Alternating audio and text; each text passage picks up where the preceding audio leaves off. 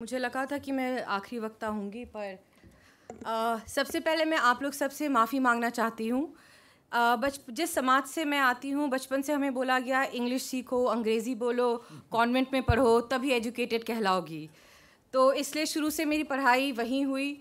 तो जब अपने वक्तव्य में थोड़ा इंग्लिश हिंदी दोनों मिला के कोशिश हम करेंगे कि जितना हो पाए हम जस्टिफाई कर पाए इस किताब को। और थरूर सर के बारे में मैं क्या ही कहूँ, ये मेरे लिए एक फ़ैन मोमेंट है। मैंने जब उनको देखा, मैं तब भी सोच रही थी, स्टीफेंस में जब मैं पढ़ने गई तो थरूर सर हमारे इंडक्शन सेरेमनी में आए थे। And it's an absolute honour sir to read your book and talk about this on this podium. और इस के लिए मैं अदिति दी की ऋणी हूँ कि आपने मुझे ये मौका दिया। अमृत सर, आपने जो अनुवाद किया है इस किताब का बहुत ही सरलता से, क्योंकि सर शशि थरूर सर की किताब का अनुवाद करना बहुत कठिन है, मैं समझ सकती हूँ। उनके एक एक वर्ड को गूगल करके समझना पड़ता है। और मंचासीन हमारी महुआ माझी जी, जो हम सब के लिए एक इंस्पिरेशनल फिगर है, हमारे पिता तुल्य शिवराज बेचैन जी, और मेरे सहभागी अरविंद कुमार जी, उन सबको मैं नमस्कार करती हूँ और हृदय से प्रणाम करती हूँ। सबसे पहले तो मैं वाणी प्रकाशन को बहुत बहुत बधाई देना चाहती हूँ कि आपने अंबेडकर को आज सेलिब्रेट कर रहे हैं, वरना अंबेडकर 14 अप्रैल और दिसंबर के महीने के अलावा कहीं दिखते ही नहीं हैं। हर सरकारी दफ्तर 14 तारीख को आप आइए फूल अर्चन के लिए, उस दिन पैनल डिस्कशन, ये डिस्कशन सब चलता है, और किसी भी दिन अंबेडकर को हम याद नहीं करते। तो आपने अगस्त में इसका बुक लॉन्च प्लान किया, ना ही कि दिसंबर या अप्रैल में। आपको इसके लिए बहुत बहुत बधाई। दूसरा, मैं अब बुक के बारे में अगर बात करूँ तो अंबेडकर की जो ओरिजिनल राइटिंग्स हैं वो बहुत डिफ़िकल्ट है किसी के लिए भी समझने की। तो इस बुक का जो मेन काम है कि ये किताब हर एक आम इंसान के लिए, जो अकेडमिया या नॉन अकेडमिया में है, उस किताब, उस इंसान, उस अंबेडकर को समझने के लिए है। This book can actually act like a basic textbook. This book can actually act like a undergrad के करिकुलम के लिए, जो हमें करना चाहिए JNU, DU, सारे सेंट्रल यूनिवर्सिटीज़ में। क्योंकि अगर अंबेडकर को समझना है तो इस किताब में इनको 2 खंड में लिखा गया है। पहला खंड जो उनके जीवन के बारे में है, तो उनके जीवन के बारे में थोड़ा बताना चाहूँगी। जो थरूर सर ने लिखा कि जब वो स्कूल जाते थे तो उनको एक बोरे के बाहर बोला जाता था कि आप वहाँ पढ़ो, और उस टाइम अनटचेबिलिटी, जो पूरे किताब में इसके बारे में बात हुई और पहले वक्ताओं ने भी बोला है, पर क्या आज के दिन में वो उस अनटचेबिलिटी को हम कैसे समझते हैं? आज मैं यहाँ बैठी हूँ, आपके साथ खाना खा रही हूँ, तो ये तो अब अनटचेबिलिटी ख़त्म हो चुकी है। कुछ मंदिर में जाने का हमें परमिशन भी मिल गया है, पर अनटचेबिलिटी के अब नए नए मायने आ गए हैं। वो नए मायने क्या हैं? क्योंकि मैं अकेडमिया से हूँ तो NFS, नॉट फाउंड सूटेबल, आज भी एक बहुत बड़ा मुद्दा है कि हर सेंट्रल यूनिवर्सिटी, स्टेट यूनिवर्सिटी में SC, ST, OBC के कैटेगरी के लोग नॉट फाउंड सूटेबल कब हैं? अगर आज़ादी के 75 साल भी हम लोग नॉट फाउंड सूटेबल हैं, तब तो मुझे लगता है रिजर्वेशन को रीविज़िट करने की ज़रूरत है। और जिस तरह की ज़रूरत है वो हम सब के ऊपर एक सवाल है कि हम उसे कैसे समझना चाहते हैं। सबसे पहले खंड पे इन्होंने इसके बारे में लिखा। सेकेंड जो सेक्शन जो बात है कि उसमें पहले उन्होंने कॉन्स्टिट्यूशन के बारे में लिखा कि कॉन्स्टिट्यूशन, डेमोक्रेसी, सोशल डेमोक्रेसी, जो एसेंस है अंबेडकर के जीवन का। संविधान, अगर हम सब अंबेडकर को कैसे याद करते हैं, अंबेडकर खड़े हैं एक हाथ में संविधान और एक हाथ ऐसे करके, इसका क्या मतलब है? अंबेडकर ये कह रहे उठो, जागो, और हम सब की ये लड़ाई है इक्वालिटी के लिए, हम सब की ये लड़ाई है डिग्निटी के लिए।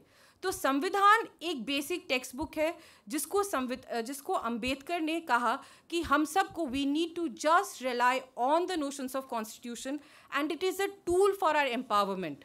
चाहे वो आर्टिकल 17 की बात हो, चाहे वो आर्टिकल 14 की बात हो, चाहे वो आर्टिकल 16A की बात हो, कॉन्स्टिट्यूशन, संविधान हमें वो हर हक देता है, हमें वो हर राइट देता है, और वो मैकेनिज़्म डेवलप करता है जिससे कि हमारे साथ खो रहे कुछ भी मार्जिनाइजेशन, डिस्क्रिमिनेशन को हम एड्रेस कर सकते हैं। सेकंड, इस किताब में बात हुई है कि Ambedkar was the first feminist. Ambedkar was definitely the first feminist, क्योंकि अंबेडकर को हम कैसे समझेंगे? अंबेडकर ने मैटर्निटी बिल लाया। अगर मैं कहूँ कि नहीं, अंबेडकर को मैं सिर्फ कोटा या रिजर्वेशन, दलित मसीहा के बारे में भी सोचूं, वो बहुत गलत होगा। अंबेडकर हम सब के हैं। Nobody owns Ambedkar. As a Dalit I don't own Ambedkar, as a woman I don't own Ambedkar. Ambedkar is for all of us. एक तो पहले हमें इस चीज़ से उठने की ज़रूरत है कि अंबेडकर के बारे में कौन लिखेगा। थरूर सर ने शुरू में ही लिखा कि एक लाइन है उनकी, and sir I am indebted कि आपने ये बात कहा, कास्ट ब्लाइंडनेस होना भी एक प्रिविलेज है। हम किसी से भी अगर ये बात करें, अरे भाई मुझे तो जात पात दिखता नहीं है, अच्छी बात है आपको नहीं दिखता। आप किसी दलित से सुना है आपने कि आपको जात पात नहीं दिखता? मैं एक बहुत प्रिविलेज दलित हूँ, पर फिर भी मैंने तो चलिए इंटरकास्ट शादी कर ली, आज तक मेरे सास ससुर ने मुझसे बात नहीं की। अब मेरे जैसा प्रिविलेज दलित के साथ ये है, तो मैं सोचना नहीं चाहती कि किसी और दलित के साथ क्या होता होगा। तो ये हमें समझने की ज़रूरत है, जो इसने थरूर सर ने कहा कि ये एक प्रिविलेज है, और वो प्रिविलेज आपकी इकोनॉमी, पॉलिटिकल, इन सबसे ऊपर है। It is a cultural privilege, it is a social privilege, जो a person is born when he is with his caste identity. फिर अंबेडकर साहब के बारे में अगर हमें जो सवाल, जब मैंने अनटचेबिलिटी के बारे में कहा, तो उस चीज़ को और गहराई से बात करते हुए, अभी सब क्लासिफिकेशन की बात चल रही थी सुप्रीम कोर्ट में, हमें सुप्रीम कोर्ट में ये पूछना चाहिए कि क्या जो कोलोजियन सिस्टम है उसके बारे में आप बात करते हैं? मीडिया में वानी दी हमें बता सकती हैं कि किस हद तक रिप्रेजेंटेशन है SC ST का। आज आपको लटियंस में बहुत बंगलो दिख जाएंगे, क्योंकि पॉलिटिकल रिप्रेजेंटेशन रिजर्वेशन के थ्रू हमारे इलेक्टेड रिप्रेजेंटेटिव्स हैं। पर IIC का मेंबरशिप का लिस्ट अगर हम निकालेंगे, कितने हमारे समाज के लोग यहाँ आपको दिखेंगे? इसे कहते हैं कि अनटचेबिलिटी, जो आज़ादी के 75 साल के बाद भी आज हमें दिखता है। अंत में इस किताब को थरूर सर ने आखिरी में एक पॉलिटिकली भी एक्सप्लेन करने की शुरू की, and it was a very balanced view, चाहे वो आपकी हो, कांग्रेस की हो, BJP की हो। उन्होंने RSS के आइडियोलॉग्स को भी कोट किया है।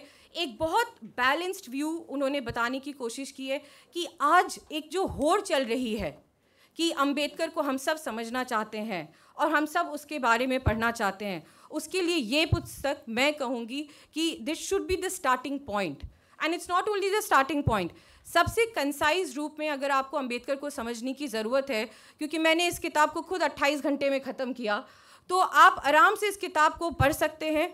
और अंबेडकर, जैसे मैंने पहले भी कहा, कि किसी एक के पढ़ने की चीज़ नहीं है, हम सबको पढ़ना चाहिए अगर हम इस देश के नागरिक हैं और संविधान पे हमारा भरोसा है।